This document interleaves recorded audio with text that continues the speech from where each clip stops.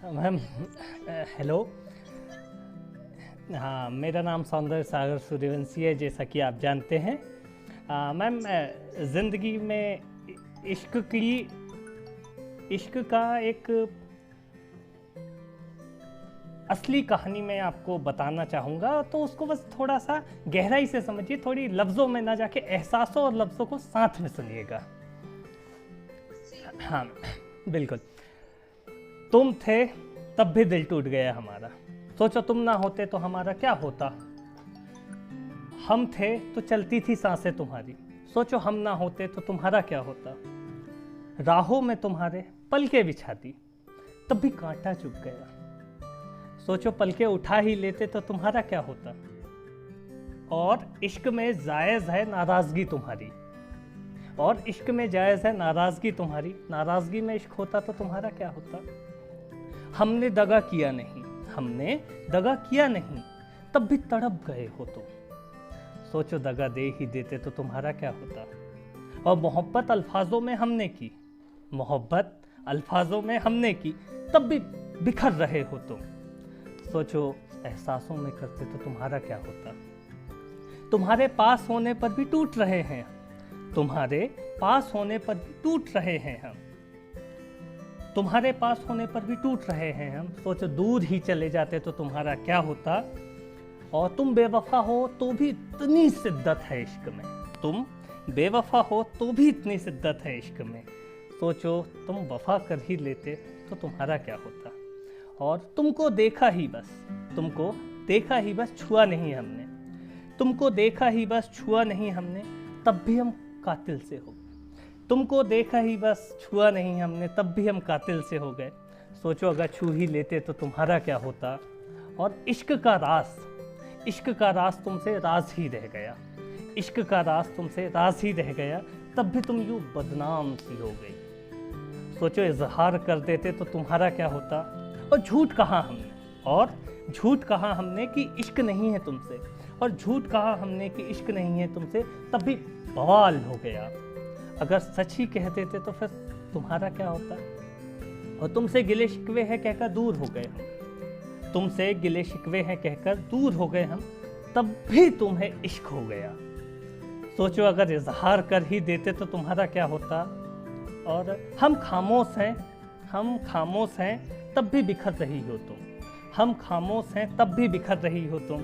सोचो खामोशी छोड़ देते तो तुम्हारा क्या होता। और हमने इश्क किया जब तुम नकाबों में थी, तब भी तुम यूं ही बदनाम हो गई। सोचो बेनकाब कर देते तो तुम्हारा क्या होता। और दो आखिरी की 4 लाइनें हैं कि मुझे इल्म है कि तुम बेकसूर हो, फिर भी तुम्हारी जान पर बनाई। सोचो कसूरवार कर ही देते तो तुम्हारा क्या होता। और महफिल सजी थी बेवफाओं के नाम की, तब हमने महफिल छोड़ दी, फिर भी तुम्हारे नाम का शोर हो गया। सोचो महफिल जमा ही लेते तो फिर तुम्हारा क्या होता। धन्यवाद मैम, ये थी। और 2 लाइन सुनाना चाहूँगा कि चंद अल्फाजों को गुरूर था, आज तक मेरी शायरी अधूरी है।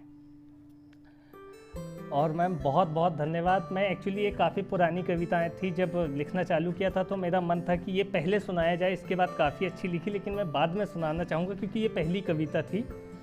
और मुझे खुशी हुई कि आप लोगों ने काफ़ी सारी मेरे 4-4 लाइन से लाइक किए और 1-2 बार स्टेटस में डाला, तो काफ़ी अच्छा लगा। फिर मैं आपको रिप्लाई भी किया था। और एक अच्छा प्लेटफॉर्म है, एक हिंदी साहित्य, मतलब पोइट्री, हिंदी इंग्लिश से उर्दू, कोई किसी के भी लिए आप जो कर रहे हैं, मेरे हिसाब से आज इतना आसान नहीं रह गया है। हर आदमी अपना पैशन फॉलो करके आगे निकल जाता है, कविताएं पढ़ता है, कभी सम्मेलन ज्वाइन करता है, लेकिन वो कंट्रीब्यूट नहीं करता है, योगदान नहीं देता है। और हम अगर साहित्य से तब तक हैं, अगर हम साहित्य में हैं और हमें अगर कला है, तो हम कंट्रीब्यूट देना पड़ेगा, क्योंकि आखिर में हमें बचाना है, लुप्त नहीं करना है। तो मैम बहुत बहुत धन्यवाद, बहुत अच्छा लगा। और मैं उम्मीद करता हूँ इस बार शायद काफ़ी सारी गलतियाँ हुई होगी। अगली दफ़ा मैं अपने जो चुनिंदा शेर हैं, अपनी जो चुनिंदा कविताएं हैं, वो आपके साथ पढ़ूंगा और आपसे जुड़े रहने का सौभाग्य मिला है, इसके लिए आपका तहे दिल से शुक्रिया।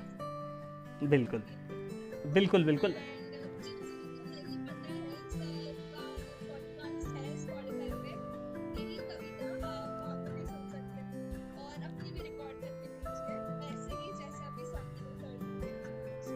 बहुत बहुत धन्यवाद। और आपकी स्माइल बहुत अच्छी है, आपकी स्माइल अच्छी है। अगली बार 4 लाइन आप पे लिखने की इजाज़त चाहूँगा, कृपया इजाज़त दीजिएगा। बिल्कुल बिल्कुल। ओके ओके, धन्यवाद। ओके।